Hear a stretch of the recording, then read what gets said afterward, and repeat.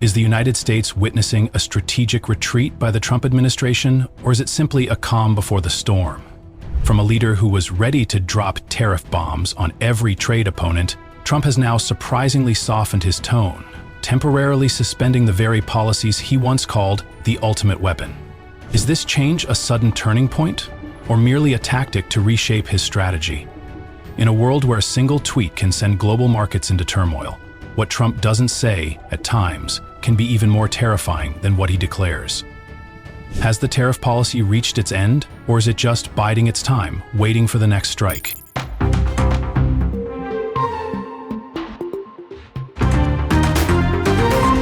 Great people of Georgia, a spectacular...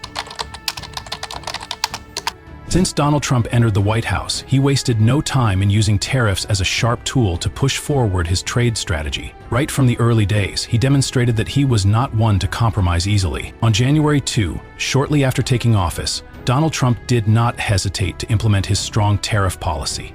He immediately announced a 25% tariff on all imports from Canada and Mexico, set to take effect on February 1st. Thinking in terms of 25% on Mexico and Canada because they're allowing vast numbers of people, Canada's a very bad abuser also, vast numbers of people to come in and fentanyl to come in. I think February 1st.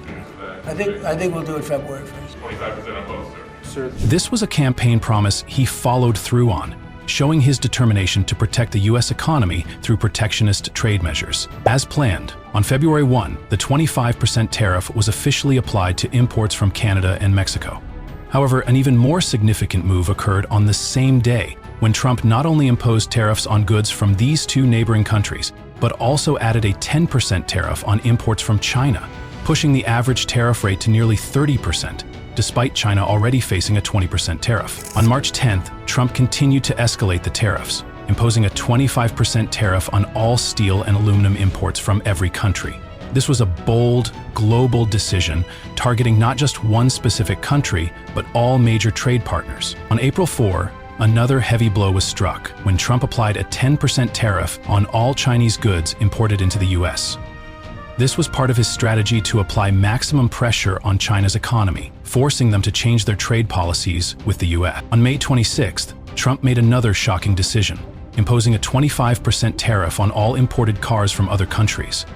This was seen as a major strike against the global automotive industry, particularly impacting manufacturers from Europe and Japan. Finally, the extreme tariff measures reached their peak when the U.S. imposed a 145% tariff on all imports from China, and China retaliated with a 125% tariff on U.S. goods.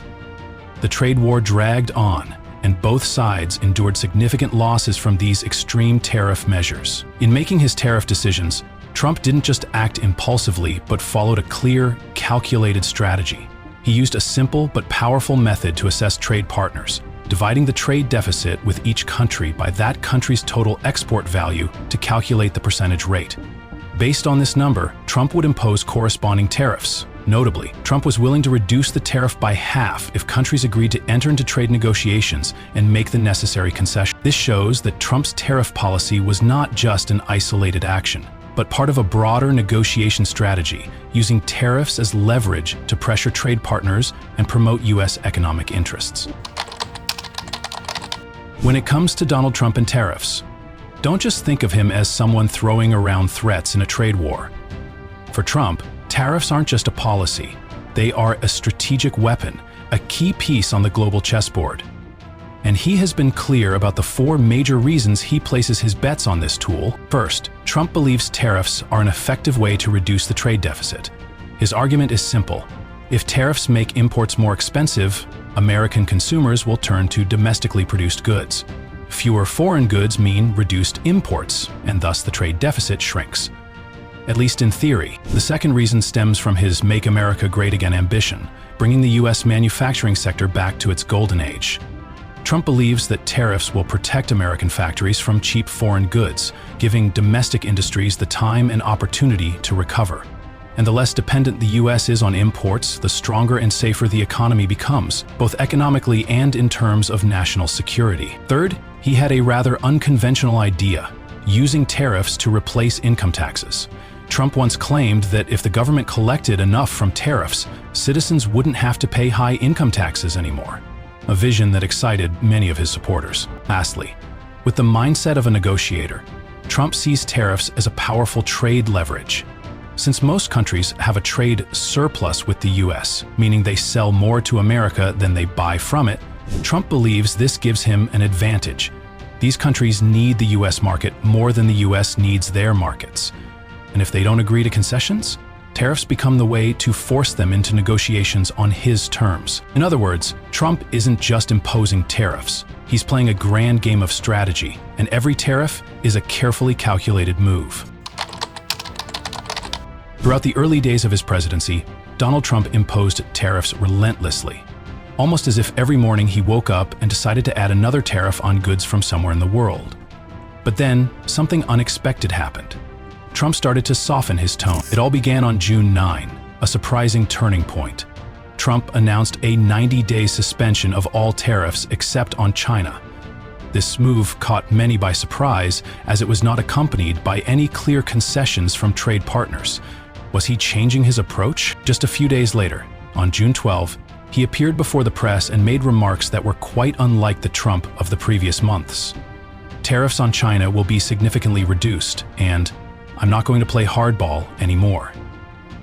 This statement shocked many, as it was the first time he admitted he might soften his stance. Even Trump's Treasury Secretary Scott Bond came forward and bluntly stated the current tariff policy is unsustainable. This was an unambiguous message. Then, on June 13, Trump continued to stir things up with an important speech. No longer with the strong, unilateral tone he had used before, he now said, "America first does not mean America alone." This statement marked a clear shift, a call for cooperation and mutual respect between nations. Whether genuine or strategic, what was certain was that Trump was no longer using tariffs as a hammer to hit everyone. At this point, people began to wonder, could this be a temporary retreat or the start of an entirely new direction?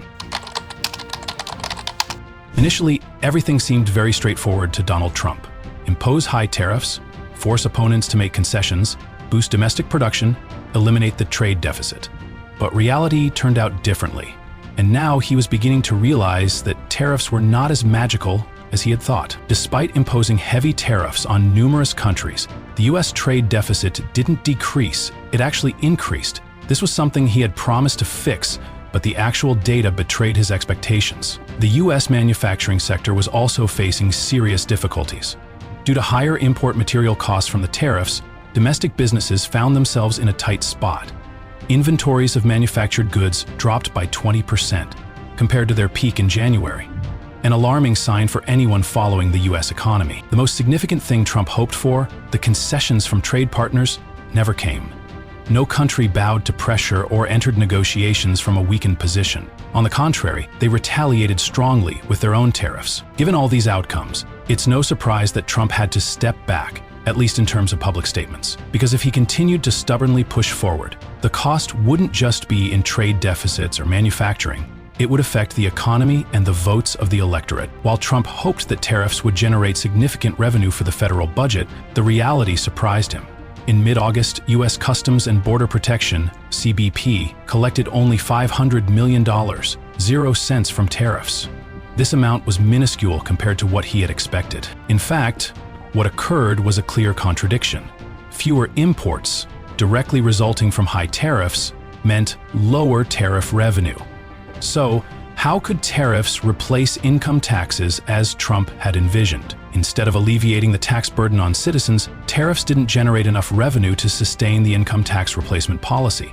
This highlighted the absurdity of his strategy, as the budget deficit continued to rise while the revenue from tariffs fell short. As the trade war escalated, its effects weren't just confined to international borders. The US market began to react sharply. In recent weeks, stock markets, the US dollar, and bonds all took a significant hit.